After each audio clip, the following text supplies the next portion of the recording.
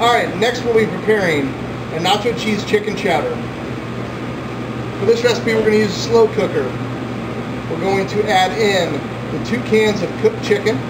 You can also use 1 pound of skinless, boneless chicken breast halves that are cooked and then put them into the crock pot.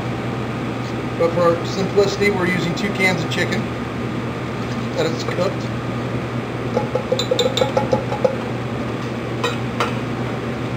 Next, we're going to be putting in 2 cans of 4.5 ounce stewed tomatoes. If you'd like it a little bit spicier, you can use Mexican style stewed tomatoes.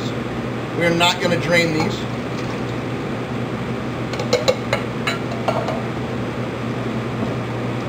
Then we're going to be putting in 1 can of Fiesta Nacho Cheese, 10.5 ounces,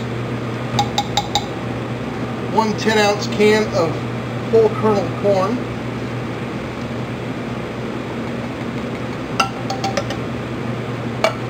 next we're going to mix this up into the crock pot for 4 to 5 hours on low, and then 2 to 2.5 hours on high. At the end of this recipe, you are welcome to sprinkle some cheddar cheese onto each serving for added flavor.